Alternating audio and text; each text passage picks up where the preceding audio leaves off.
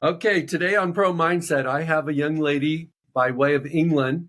Her name is Danielle Krage, and she is a athlete, speaker, coach. She does podcasts.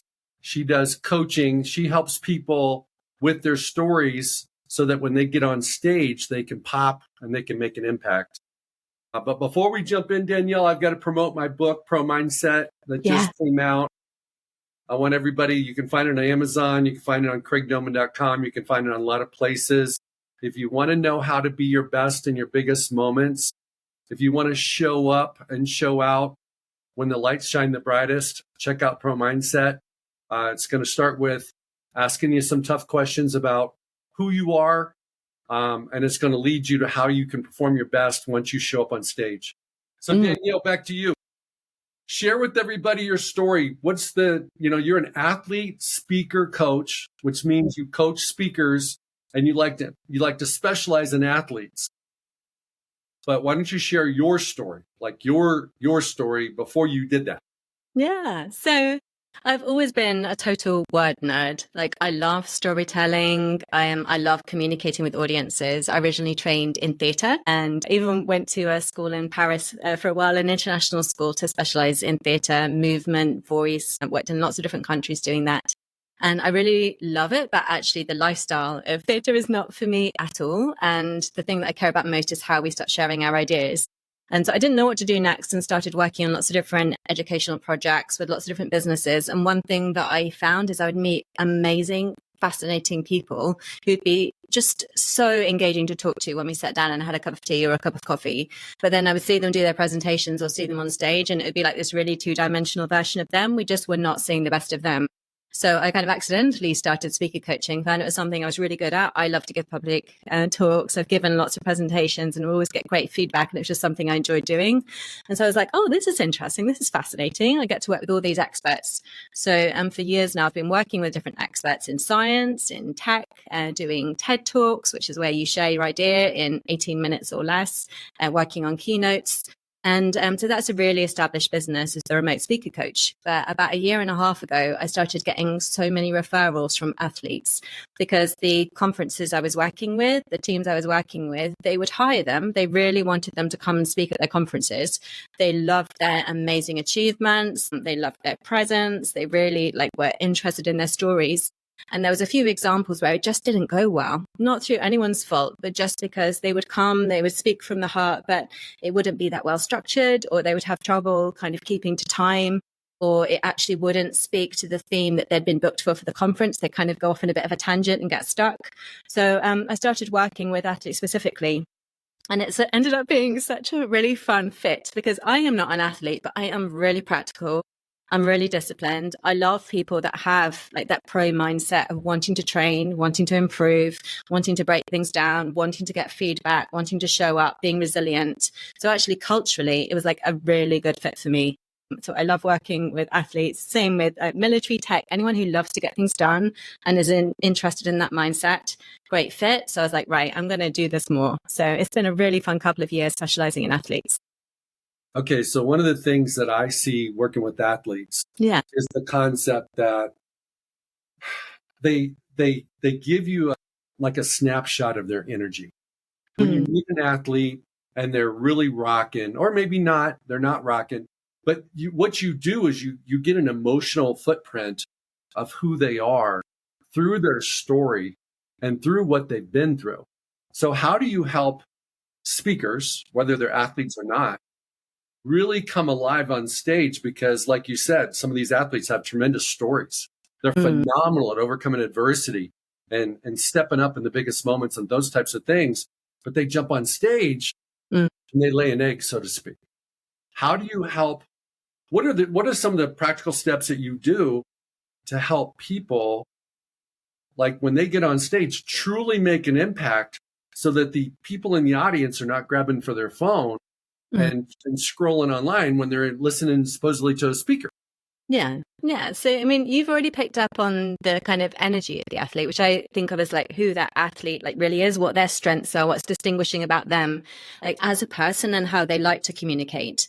Because sometimes people think that they have to replicate other things that they've seen. So they've seen someone else give a really like pumped up, amazing talk or really this kind of talk, and they try to just copy it. And it's not always the best fit. So it's like trying to find that best version of maybe they're a little bit goofier, actually. Maybe they're someone who surprisingly like is really into data, like finding their strengths, their unique points so that they can really come alive. And it is a communication style that suits them, not like some sort of hollow copy. And then also it's not the kind of sexiest word to use, but really helping them with the structure.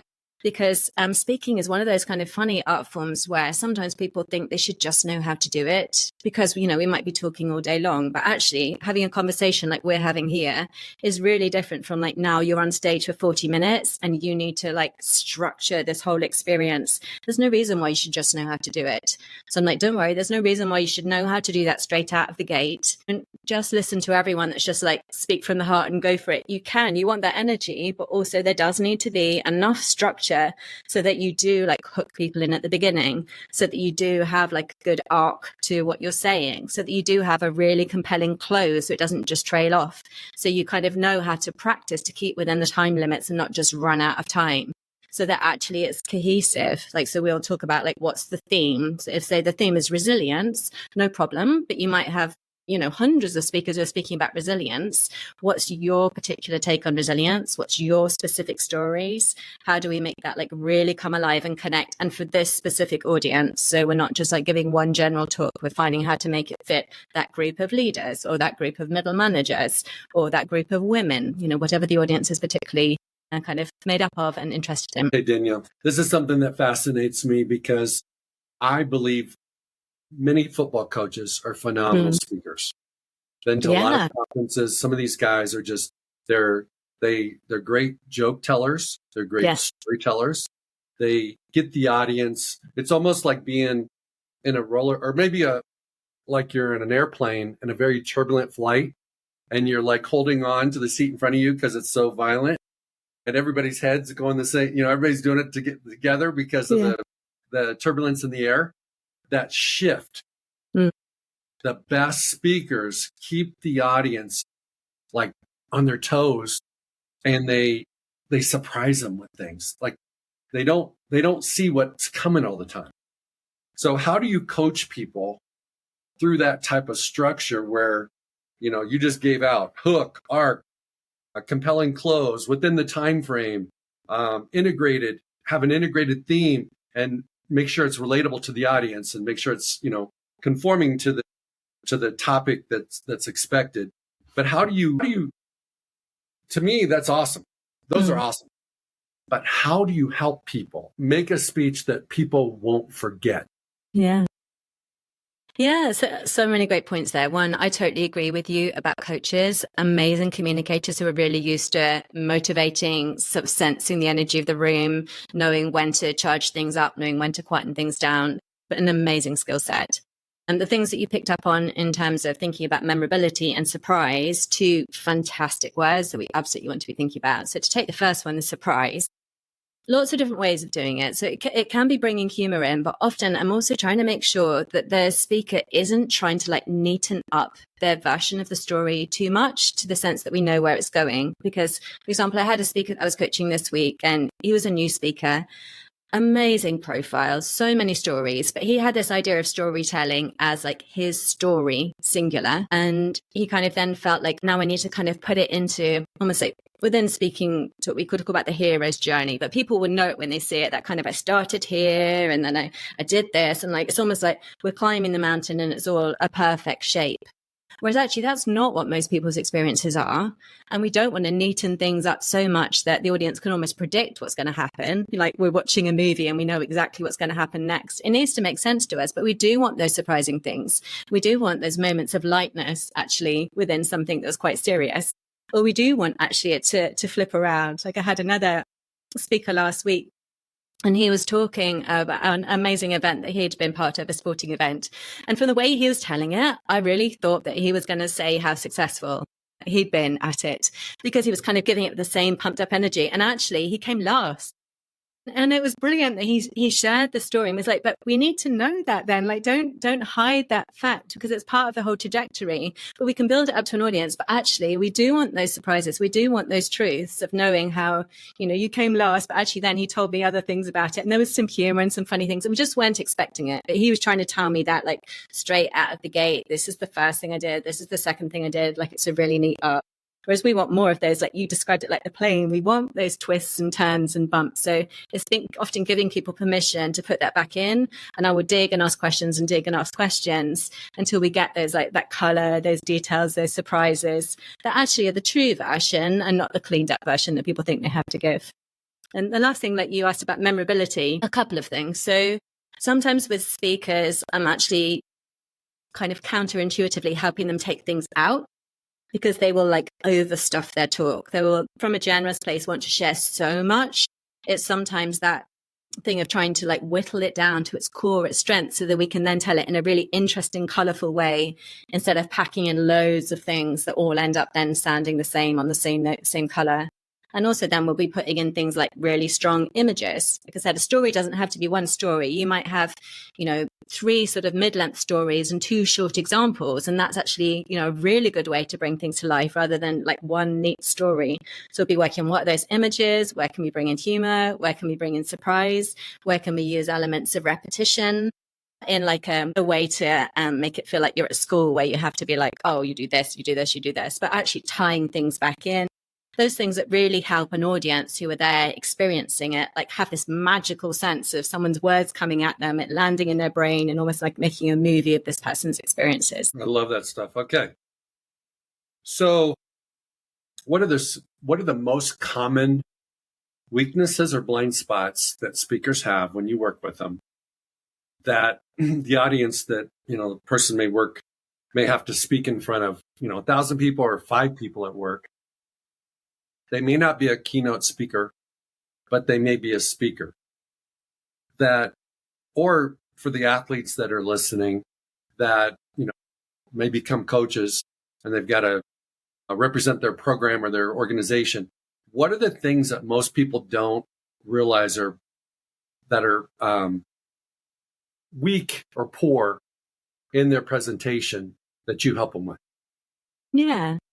So a bunch of different things. And so I'm going to break it down into, because you're a mindset podcast as well, I'm going to break it down into things that I see in mindset quickly, things I see in content, and things I see in delivery. And I'll explain what I mean by those. So in terms of like common mistakes for mindset, I see people thinking they should know how to do it. And I see people thinking that if they don't, it means they're just a deficient speaker. They're not seeing it as a skill set that they absolutely can break down and work at a piece at a time. So not that they have to do it all at one time, but actually it's a skill set, the same as sports is, that they can be like, okay, I'm going to work on my pausing. I know, and I'm someone who does this, I get very excited and talk fast, but it can be a thing within a meeting. I know that I do that. I'm going to work on my pausing, so that actually the audience has time to take it in. And then the next piece of the skill set, the next piece, the next piece. So I'd say it's a mistake if you don't break it down and tackle it a bit by bit. In terms of the content, the biggest mistake that I see is people giving too much information without enough things to ground it. So sometimes, because then if I say to someone, like, you can only tell me like one thing, what's the one thing? They will really struggle. So even if that's like in a pitch or a meeting, being like having that discipline of being like, I can only say one thing or 2 things or 3 things. What are the most important things? Prioritizing those rather than kind of like a deluge of words where we're just trying to find our way as we go. So that discipline of being willing to boil things down, make them really simple, make them really essential, so that then you can bring them to life in loads of interesting ways. And biggest mistakes that I see with delivery is people feeling really self-conscious and not speaking like they normally do. And I understand why. It can feel a bit artificial when suddenly, I don't know, you're in a Zoom meeting and it feels like all eyes are on you, or you're on a stage. So understanding that it is a kind of weird artificial process, but we're trying to close that gap so that we actually end up sounding more like we do when we're us on a really good day with our friends and family. We don't actually kind of need to make it be like some, super like professional version of ourselves that actually doesn't fit. We do get to bring our normal communication style and color to that, whether that is that we are someone who's smiley or actually we're someone who's very composed and still. We get to bring some of our own strengths to it. Okay. I love the way you break it up between mindset, content, and delivery. And just to kind of put a pro mindset perspective on that, starting with where you finished off, it's very difficult for people to think that they can be themselves on stage. They think they need to be somebody different or better. And so in the process of doing that, they come off as being fake because they're not being themselves. And some of it's confidence, some of it's lack of worthiness. There's different reasons why people fall into that category. We all struggle with it. Everybody struggles with it to some degree. And then with respect to content, what I see from pro mindset perspective is that people want to put in too much information because they want to be the expert. Okay. And they want to be good enough.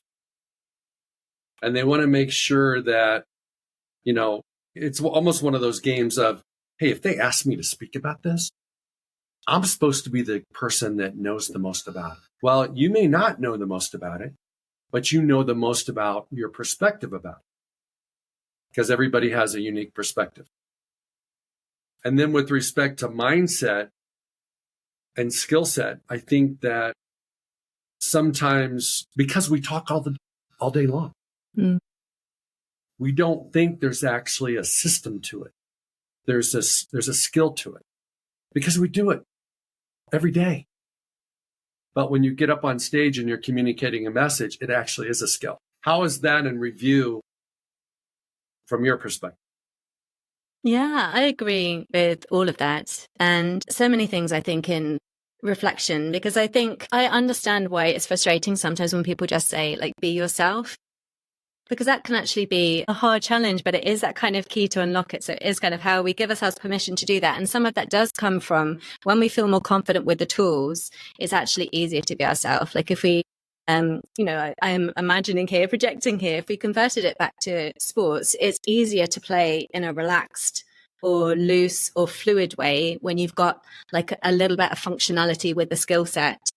So again, it's that like, going back and forth with speakers, we are aiming, like in a sense, it's the ideal that they feel and have the permission to be themselves, but also never to beat themselves up if there's a period where it's just like, I just feel really awkward. Like, because the speakers literally do be like, I don't know what to do with my hands.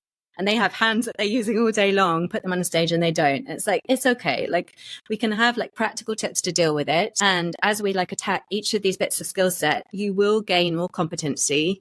You will start to feel more confident. We'll put in the reps the same as if you were training for something. It's an iterative process, by which I mean you don't have to come straight out the gate and have it all nailed. So with my speakers, I work really hard behind the scenes to make sure that they're not just kind of catapulted into like a high stakes speaking situation. And that's their like one shot. We're like, how could you go and get practice at your kid's school? How can you go, like I had one, like go and practice in front of his choir? How can you be practicing so we can like break this down? And this one, you're just going to focus on your breathing. Because actually you're getting anxious. It's really high up in your chest. For now, we just need to like get you there, like figure out the grounding techniques that work for you, the breathing techniques that work for you, the pausing, slowing the pacing. That's all we're going to do. And you're going to, talk about what you do to your kids' school. It's all good. So just also realizing that there's so many ways to practice and speakers do need that practice the same as you would if it's for a sport. So it's a mistake sometimes to think, right, this is it and now you should be good at it. So I really help them to break it down. Even like this being on a podcast like this, a speaker could be like, right, I'm going to go on the podcast. I'm mainly going to focus on how I can help the audience, just in like the best tips that I have to share. And maybe I'll practice one or two things. I'll really practice, maybe if it's someone that struggles with, I'll practice varying my voice a little bit more than I do. So I'll make sure that when I come in with some high energy, or I'll maybe practice being a bit stiller, or so practicing two or three things, even in a podcast, that's going to help too. So thinking public speaking, all the opportunities, the skill sets, attacking it a bit at a time. And then also amazing then to keep your eye on that big goal if you want to be that keynote speaker. Awesome. What is the biggest separator between great and good as far as keynote speakers? Yeah. So again, I do think of it in terms of that mindset, content and delivery, because I think you can have people who are, excellent on delivery and actually their content's a bit weak. Or you can have people who have an amazing mindset, but for now, maybe their content's a little bit weak. I always think my own personal take is that if you've got the pro mindset, that's the best piece. Because I've had speakers come in who have been like the least experienced. They're not even at good yet. They would like self-confessedly say they're quite a poor speaker. But with the right mindset, like I'm in for the long game, I'm going to train, I'm going to get feedback, whether it's from a coach or whether it's from colleagues or people at the event, I'm going to put the time in, I'm going to put the reps in. They will go from poor to good. And with that mindset, they will keep going then from good to great. If they're like, okay, I know now that I've worked on my stage presence, I know I've got my pacing, I'm going to keep putting the reps in to refine my content. I'm not going to have, like a lazy attitude if I can just show up and wing it. And for some people, they may have enough charisma that they can get by on that. But keynotes can be quite revealing. I have had speakers, for example, who've already come in as not just good, but like really good. And then we've gone into like a high stakes situation, like a TEDx talk that's being recorded. And they haven't put the work in to make sure that they can actually nail it in their 14 minutes allotted time and that it really all flows together. They felt like they can wing it. And actually a good speaker has surpassed them because they've put in the time, they've listened to the feedback, they've done the reps, they've worked on the next best thing, the next best thing, the next best thing. So I think if you can really nail the mindset and then keep getting better at the content and delivery, that's what's going to take you from good to great or even poor to great. Well, it's just like speaking is very similar to performing as an athlete. Yeah. There's preparation, there's practice, there's feedback, like you suggested, there's visualization before you do it. You know, you've got perhaps different strategies in your playbook. And yes. As an athlete, you have different situations pop up. You've got to respond appropriately. Well, when you're on stage and you're a keynote speaker, you're going to run into different situations. Sometimes there might be a distraction in the audience. Sometimes you don't know what's going to happen. You might have a wardrobe malfunction. Yeah. You could have technical issues. What do you do when the mic doesn't work? And so you have to be prepared for all that type of stuff. How do you help people craft their message so that it hits the way they want it to hit? Yeah. So I'll answer that. But I have to say the reason I'm laughing is because as you're saying those things, I'm picturing all those things that have happened to me, all those malfunctions, all those things that have gone wrong, and for my speakers too. So if it does happen to you, it's all part of it. And like you say, that being able to respond and actually get speakers to train for that, because another really common mistake is that I will see speakers diligently practice, but they'll practice in perfect circumstances. So they'll practice when it's really quiet and the kids aren't there and whatever. And I'm like, no, I want you to practice when there's stuff happening, when the dog is barking and your phone is going, and I want you to be able to deal with distractions. So the same in sport. Did you say how to craft a perfect message? Was that the question? Yeah. How do you how do you storytell? Yeah. Because everybody's got a different story, a different message, a different perspective on whatever topic they're talking about. How do you what is like movies, like let's say it's a rom-com and it's like, there's kind of a archetype for that story. What is that, generally speaking, as a keynote? How do you help people with that? Yeah, and it's a really good question. And sometimes what I'll do when people are building up to a keynote is I'll actually get them practicing a shorter talk first. So like, for example, if people have watched the TED Talks, their kind of tagline is an idea worth spreading. And that discipline of having to boil things down to like what the key idea is so much harder than it sounds. I've worked on so many now that have like millions of views, and actually the discipline of doing that's quite hard. So sometimes with speakers, I'll get them to do that fast and be like, right, let's make like the 12-minute version of that. So there's a really strong core, it's really impactful. And then let's see how we can build it out. If a speaker's already really experienced, they're actually coming to me and they're like, no, it's very clear. Like they have these amazing stories or this specific part of their history or this thing that makes them really unique. And those stories are already there. Then there's lots of different structures that we looked at. Interestingly, that you said movies, a 3-act structure can be amazing. And that 3 act structure like does really then convert to that keynote of kind of what you do in the first 10 minutes, what you do in that kind of middle 20, and then what you do in that last 10 minutes. And we'll look at kind of crafting that like as big sections, almost like a story map, like you would with a film. But we'll look at what the function of each of those is. What is that opening, that the same as if it was a movie, that would really get you hooked, really drawn in, that makes sense for that audience? What are the things that are going to have them leaning in and wanting to know more and having to know how it's going to be resolved? How are we going to build up that body, that middle section, so that it's not obvious, it's not just one note, it's not just kind of the trite things that we could say about resilience or kindness or success or team. Like, how are we going to craft that so it's a really engaging movie? Again, the kind of movie that you would want to, you wouldn't want to go off and make a cup of tea or whatever. You have to know how things are going to work out. And you're also partly like, you're having that empathetic reaction to like, what would I do? Like, what would I do in that situation? How does this affect me? Because we don't want to keep ourselves completely separated. We do want to be thinking how we're going to kind of guide the audience through to have that experience.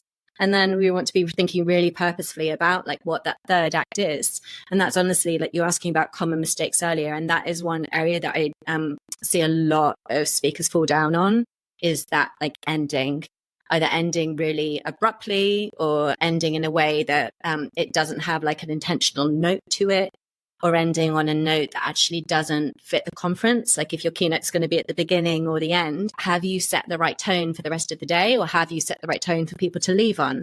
Now, have you made it be back about the audience? Because we don't want the audience necessarily to go away just thinking they're an amazing person. We want the audience to have that sensation of, whether it's inspiration or motivation, to think, this is what I want to do next as well. We want to be putting the audience back in that seat. Okay. I'm going to, just in common language, regurgitate back what I heard. Okay. In the beginning, you just want to get them interested. Yes. So that they don't go to the bathroom. True. In the middle, you want to paint a picture that and share a story that is not predictable. That they again can't get on their phones. And then at the end, you want them to realize how it applies to their life. You want the audience to go, that's me too. Yes. I'm so happy that person spoke the way he or she did, because that's what I've been dealing with. Is that a fair representation of that 3X, or is it different? Yeah, no, I would say that's a really fair start. Absolutely. Okay. Let's go into the first one. Yeah. Oh, I'm sorry to interrupt you. You continue. No, I was going to say, and is that I'm a real structure nerd, and there are lots of different structures. So if someone's kind of listening and thinking, that doesn't suit me, because actually mine's more about like really practical strategies and tactics and less about storytelling, it's like, no problem. Actually, we can make something that's more like, for example, a list might sound boring, but it's not boring if you bring it to life in a really exciting way. So if actually it's, the 5 things that, or, there's so many interesting things we can do with that. So I don't want people to think that it has to be 3 acts. I mean, I've got like over 50 structures that I use to work with athletes, but 3 acts is one of them for sure. You have 50 different structures? Yeah. Holy smokes. Yeah. Give us another one. Also people's brains are really different too. And people's brains are different. People's experiences are different. What makes sense to people is different. People's energies are different. So I mentioned, because you'd mentioned movies, and it's something that really kind of makes sense to people. But for other speakers, they work much more visually, or they're really wanting to show how you would get, like if they're really wanting to play with the unexpected. So we'll work with a structure of like from and to. And we'll make it like really interesting in terms of like, what are we going from and what are we going to? But we'll work through lots of different variations. So it doesn't have to be the most common thing that we'd think, like we're going from, a kid who grew up here to someone who ended up in the NFL. We'll look at all the different like froms and tos that happen, and how some of them actually didn't go in a straight line, or might be the opposite of what you'd think. And we'll make like a really interesting visual structure, but it's all sort of focused in around the from to. And that's great for the audience too, because we're thinking like, where do we want to take the audience from and to in this section? Where do we want to take the audience from and to overall? So Yeah, I've got lots of very fun visual structures for working with people as well that like give that unexpected pattern, which is good for breaking out of when keynotes sometimes can feel a little bit formulaic. It's really nice to like look at what the person, look at their stories and think what would be a really exciting but simple structure for them. Okay, give me one more. Yeah. So, oh gosh, there's so many that I really love. Which one should I pick? Gosh, there's so many that I'd love to pick. I think like, for example, that one really fun one I'll pick because it comes to my head because it's got like a slight sort of sports twist is the pit stop. So that's a structure where we look at like if you know, I mean, I'm not a Formula One expert. I watch it on Netflix, but you know what a pit stop does, like what the kind of function of it is. Like it's impressively fast. You know, there's that crew who seem to work at absolute lightning speed. It's going to be like every second counts. Everyone has a different job. When things go wrong, it's quite calamitous. So we'll look at kind of the concept of a pit stop and we'll shape the sort of athlete's experience around like what have been some of those like pit stop moments in their life where actually a team has been able to support them. Because sometimes also with keynotes, it becomes a little bit individualistic and people forget to talk about, you know, the coaches and the teammates or and their partners or the children or the different things. So what the pit stop sort of structure lets us do is go through a bunch of different pit stops in their life where they were actually quite dependent on the people around them. What did they need to do? Who was in place? What happened? What had happened just before coming up to the pit stop? What happened after the pit stop? And we'll use that to kind of unlock some of the group scenarios around that person's journey. And so then the audience won't know that we've like talked about pit stops and thought about the pit stops, the team, the speed, what goes wrong, what doesn't, but actually unlocks a kind of interesting way of talking about those group moments within the athlete's life. And then we'll put it back into that structure so that people can then see, yes, it's a keynote. Yes, this is an amazing person, but actually there's been really pivotal moments where they've depended on other people. There's been really pivotal moments where it was going one way and then it went another way. There have been really pivotal moments where actually everything all came together in perfect synchronicity and they were able to win the race or the game. Okay. I love that. Danielle, can you combine structures in the same keynote? So like, let's go back to 3 acts. You bring in a pit stop moment as part of your story. Is that something that you do with your clients? Absolutely. Yeah. And it's totally possible to combine them. So if you took something, say, and I'll talk about these just because if you're not looking at the visual diagrams, the same as like if you were looking at a playbook, it would probably look quite complicated. Like when I share the visuals with speakers, it's super simple, but talking about it in words, like a list is really easy to visualize. So imagine that actually it is a list, but we're drawing it around like the 5 top things or the 5 most unexpected things or the 5 most important things for today that leaders must, like we're drawing something around the 5 things. But then for each of those points, we could then actually add like a mini structure that really suits. So for example, I have another structure called the portal, which is where we really kind of like in stories, a portal is often how someone gets from one world to another. And so they will be in the kind of everyday world. They'll go through a particular portal at a particular moment in time, and they'll be like within a different world.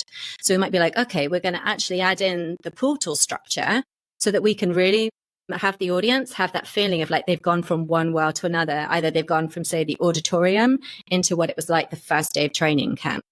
Or we'll create it really evocatively. So we'll have the audience go from, you know, not really knowing anything about Formula One through the portal to what it's actually like, you know, in, the day before using the new cars for the new season. So we'll decide like what that sort of moment is where the audience, where we're going to place them, where we're going to drop them in, and then we'll deliberately take them through. So we might use the portal structure that actually then will result in kind of the lesson of what the first point is. And then we might use a different structure for the second one. So yeah, absolutely, you can combine them. And what we're looking for is kind of vividness that gets unlocked, that makes sense to the speaker. So they're not like trying to just memorize reams of words. They're like, no, they know really clearly. I'm trying to give the audience the experience of this, what it was like the first time I moved to this new city, and as they know exactly what they're doing, they know exactly what they're doing for the second, third, fourth, fifth, and then we just make sure that it all fits together into a pacing that makes sense. So we might then bump down the lifts. I mean, then we might be able to say, right, okay, portal makes sense, but actually, for our list 3 and 4, in terms of the pacing, we really want to be ramping the keynote up at the end. So maybe we should switch them around, because actually, the point we've got for, number 4 is a bit quieter. Maybe we should move that to the center. So we'll look at really easy ways, like visually, of being able to move things around until they've got a structure, absolutely makes sense to them. The audience would never know. Then it's like you take all the scaffolding away. But it's very intentional, very clear. Everyone knows how it links, and everyone's really thinking about that audience experience. Define pacing in your world.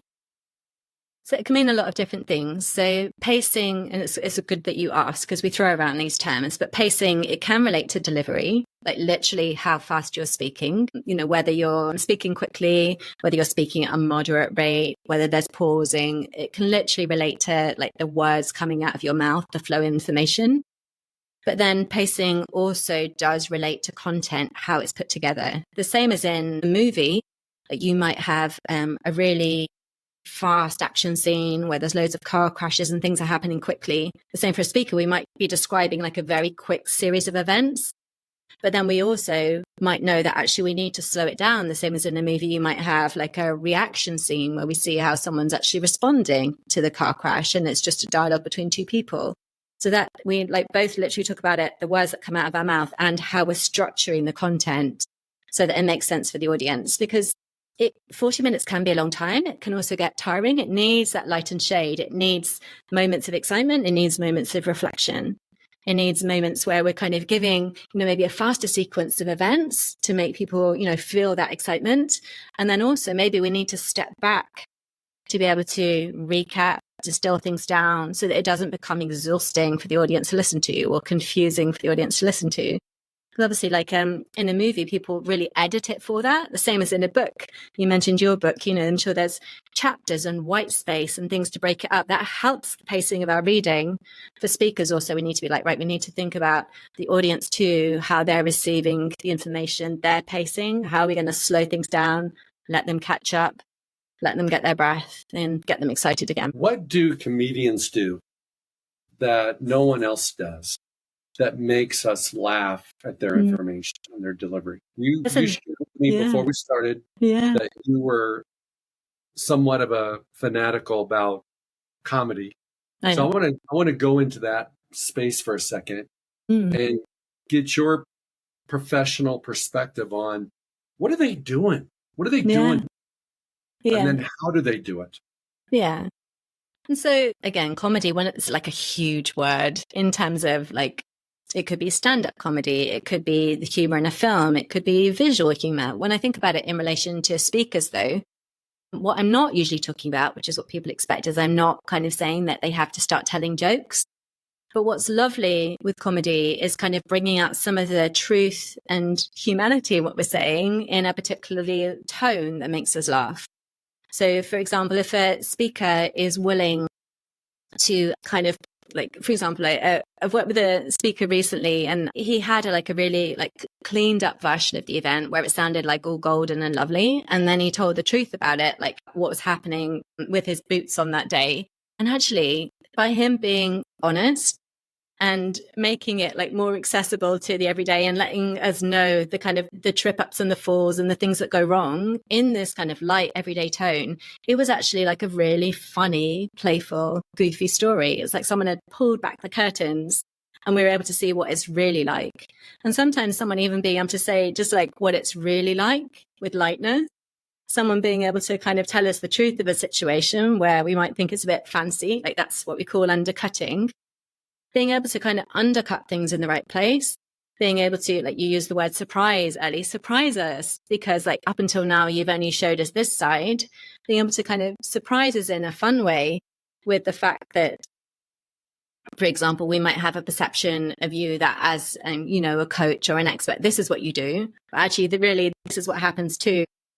That juxtaposition of kind of being willing to pull back the curtains, show the trips and falls, being able to do so in a playful way, being able to show those goofier moments, not just the cleaned up heroic moments. All of these things can elicit like a lovely laugh from the audience without anyone even having to tell a joke. It's interesting that in sports, everything that people pay attention to is either really high, really successful, or really low. Yeah. And if it's middle ground, if it's in the middle, nobody pays attention. Mm. So the player that made the game defining play is the hero of the game. Yeah. But if it's a team competition, there's somebody on the other side of the field that didn't make the play and that got beat. So whether it's basketball, football, soccer, you pick, let's say it's soccer, it could be the goalkeeper. It could be a terrific kick, but the goalkeeper didn't stop it. Mm. So in keynote speaking, I can only imagine that the audience is going to like this, can connect to both of those extremes, not just give you the information in the middle, because that's boring. Yeah. Is that fair? Well, I think it depends. I think some of the bits in the middle can be a little bit underrated. So I'm not sure if we're talking about the same things, but I think actually the willingness to bring some of the kind of everyday quirks in is actually what humanizes and makes the highs and lows more interesting. So if you think, like, for example, I think that's what some of the Netflix sports documentaries have done so well, is they have really showed us the highs and the lows, but they've included some of those middle moments as well that are really humanizing, where we see this person also has a bulldog, or this person also has this, or is like playing with their teammate. This person actually has a real craving for this kind of snack. So actually some of the middle ground, if used judiciously, I think can bring in like humanizing elements. Because the thing with like going back to the comedy has this amazing potential to kind of really tell like the truth of what it's like to be a human.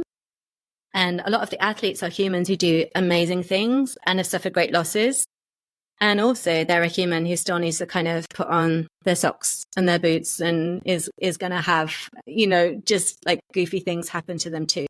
So it needs to be used judiciously, but actually with speakers, I do work with them quite hard to just have the extremes, not just have the like big highs, big lows. Yes, we want that, or they wouldn't be being hired for a keynote. We don't just grab someone off the street. We want someone with that dramatic story, but also just picking out the little threads that won't make them seem, like for example, I'm not very interested in James Bond as an action hero, even though he has like the little details of the martini, because it's all just a bit too extreme. Sometimes it's really nice when someone's got like an interesting turn of phrase or a little quirk or something they do on the side. And we see that much more now in TV writing. The kind of people who are our heroes, in inverted commas, do like have that more sort of 3D humanity, those little quirks that make them extra lovable. Give us an example of the framework for comedy. I'm sure there's multiple different types, but give it, because we don't know that it's there, but it has to be there. Yeah. Yeah. So what I don't do with speakers is I don't get them to, like, I think about structure a lot, and I also write comedies. So I think about the structure of a comedy, like whether it's going to be fast or whether it's going to be action comedy or a buddy comedy. So when we like think of it in those big terms, I've yet to have a speaker where I've recommended that they bring a whole comedic structure to their keynote. But what I do recommend is that we look for moments of humor within their storytelling, within their phrasing, within how they relate to the audience. So it's like opening up the palette. And sometimes it like you talked about energy right at the beginning, it will just be their energy change. I had that with a speaker the other day.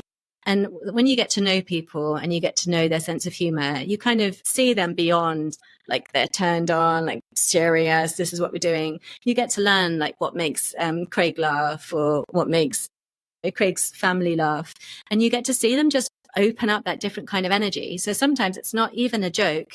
It's really being like Craig, or would Anthony or would Jenna be willing to bring some of the energy of that to bring some more color into a keynote that could otherwise be just really, really serious. If you want to think about like if someone wanted just like one or two ways to start to think about comedy, I would start with the surprise and the unexpected, because you've already mentioned that. Be like, what's something surprising that actually when you tell people, like test it out on your friends, does give them a little bit of a chuckle? Like, what is it about that happens? Because surprise in itself isn't necessarily funny. I could jump out from behind your chair and I might make you jump or scream instead. You wouldn't actually find it funny. But they are the kinds of surprises, when you think about a story that you're telling your friend, where you're telling it, and because you've taken it in a different direction, you do hear that chuckle, like you're telling a story, something that happened in practice and how you thought it was going to go down and what someone said and how you then misinterpreted it and then how you got this result that you just didn't expect. And now you're in this situation that you're like, how did I get here? Like you can practice those kind of like anecdotes out on friends that might just be like a little bit of color within your story that like breaks it for a moment and stops it being just high and low, like tells us also like that Tuesday morning incident. But maybe then we take it into something serious. Maybe that was like the first time you met the person who was really going to be your buddy.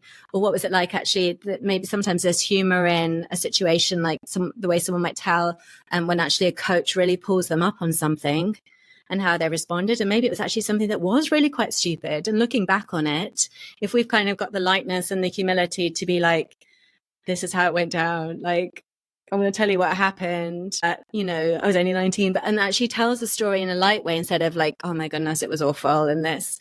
There really can be some humor because as humans, like we're so imperfect. That's why I love comedy too, because it is the thing that shows that we're not perfect. And sometimes there's so much pressure, like you said, with the expert that we have to make out like it's perfect or it's tragedy. And actually there is stuff in the middle too, where we're just like imperfectly trying to do an amazing job. We're like imperfectly trying to be a really good dad, a really good teammate, a really good coach. And I say with that benefit of hindsight, often we can tell things from the past, maybe not necessarily things that are happening now, but we can tell things from the past in a lighter way where we can see the humor in the time we said the wrong thing to the reporter, the time that, we really made a bad call on a Friday night when actually we had training the next day. So we're looking for the stories that are light, appropriate, not too edgy, but that do humanize. Okay. How do people work with you, Danielle? They work with you via Zoom. You're working with people all over the world. And what is your program like? Do you have like a month program? Do you have until they get it to the competency and to the place that it's ready to go? How do you work with people? Yeah, so I work with people, like you say, Zoom, both one-to-one, and I also do team workshops. So the team workshops, we drill down into a specific skill set. So for example, there's one that's the game of storytelling. And in that time, we just focus on storytelling because that's a really big one for athletes. So we'll break down storytelling in a 2.5 session. It's super practical. But for individuals, it's all Zoom, it's one-to-one coaching like this. And what we do is I always do a short call with people and kind of get to the heart of what it is they're trying to do and why, because people will have different speaker goals. So we'll do like a quick kind of assessment to see where they're at, where they're struggling, what they want to get better at, like where their thinking is, whether they've got talks coming up or not, what the deadlines are. And then we'll put together a program. And by program, I don't mean like walking everyone through the same 6 steps, but we'll be like, okay, this is a good place to start. So normally I suggest people just start off really small and practical. So we do like a time bank, 5 hours, get going. And always like by the end of like that 5-week session, or sometimes it'll be fortnightly, we always speak somewhere. So that's the only kind of thing that I say is like, we have to be applying this, and athletes are always on board for that anyway. It tends to be other people that kind of want to hang back a bit. They're always like, right, yeah, we're going to do a talk. So it's not going to be necessarily a keynote unless they've already been booked for that or they're on that path, but we'll make sure that they're out and practically speaking by the end of those 5 sessions. Okay. And I kind of asked this already, but I got to ask it again. Yeah. What is the most common Achilles heel for people that don't speak, that want to speak? The thing about athletes, they speak all the time. They get interviewed all the time. Now, It's not necessarily up on stage where they have to like tell a story and have a design to their message. Yeah. Because they're doing what we're doing right here. We're Q&A in a little bit. But they're very comfortable speaking. But for a lot of people aspire to be keynote speakers. They're experts in their industry. And they're tired of their jobs and want to do something different. What do they not? So from the people that come to me, I say it's a generalization. A lot of people don't know how competitive it is. So I don't say that to put people off. Lots of athletes are competitively driven anyway, but it is really competitive. in terms of if you want to be booked as a keynote speaker. And the companies that I work with, because I also work on the other side, they're going to have a lot of demands. So there are, and it's just that kind of harsh reality that because of the churn and the turnover, there are so many amazing athletes with amazing stories, both of success and tragedy. There are so many people that want to speak to resilience, for example. So it is like that kind of willingness to really figure out what's going to make you different, what's going to make you an excellent speaker, not just a good speaker. How like you can really like boil those kind of keynote, like everything from the title to the write-up to what you deliver, how we can like make that extremely compelling. Because it's not enough just to be placed with most agencies. A lot of agencies have a lot of speakers, and there are some great boutique ones, but most, they've got a big cohort of speakers, and they're kind of, to think that you can just be there on the books and that's going to do it is no. So it's like you're wanting to stand out. I'm sure the same as in any kind of sports. There's always, every year, there's going to be extreme talent and lots of people wanting to do it. So that's why, like I said at the beginning, that the mindset really matters, because the speakers that do the best are the ones that's like, yeah, I'm going to have the best title. I'm going to have the best hooks. I'm going to think about my story in the most compelling way. I'm going to think what would make me really stand out on this theme. I'm going to like get the footage that shows that I'm not just good, that I'm excellent at this. I'm going to build out my network too, so that I'm already like starting to get those referrals and those testimonials. I'm gonna work with someone who is like really, like, for example, let's say I'm a real structure geek. I'm gonna work with someone to make sure that my keynote's just not, yeah, that was good, that was solid. Like it stands out. People are talking about it. They're recommending it. So it's the people who are willing, same as in sports, to kind of differentiate themselves and open out that extra, percentage. Does really matter. There's absolutely an environment for anyone to speak and go and inspire people, but those kind of top paid keynotes is competitive. Absolutely. Where can people find you? Yeah, Somebody's so you can listening and they want to speak and they want to see your work and perhaps use you as a consultant or as a coach. Yeah. How can they find you? So if you're an athlete, you can find me at athletespeaker.coach. That's where you'll find me, and I respond to messages. If you're someone who works in business, tech, you're trying to run conferences, those kind of things, you can find me at remotespeakercoach.com. Danielle, is there anything you would like to add? That for all this talk and for all the kind of breaking it down, I would just say that I wouldn't ever want that to put people off going out and speaking, because there's never been more opportunities to speak. We just talked about like the extreme competitiveness of keynote speaking, but there's actually so many opportunities to speak in a way that you get to share your experiences, your knowledge, to give back. In today's world, like attention is so fractured. There's so many competing demands on attention. So if you actually are in the position where you can stand in front of people or be in front of a mic and have that connection for 10 minutes, 20 minutes, 30 minutes and have that attention, it's such an amazing experience. You can make such amazing connections. You really can like inspire people, make their day better, even change lives. So I always encourage people to speak. And then depending what you want to do with your speaking, there might be more that's required. Great. Hey, thank you so much for being on Pro Mindset today. Thank you. I want to remind everybody, she's in England. We're in the US, several hours away. It's on we're recording this on a Friday night, and I just want to thank you so much for joining me on Pro Mindset. It was a pleasure. Thank you. Hey, it's Craig Doman, the host of Pro Mindset Podcast. I want to thank you for listening or watching today's show. And you can catch us every week on the normal social media platforms like YouTube, Facebook, Instagram, and all the listening podcast platforms.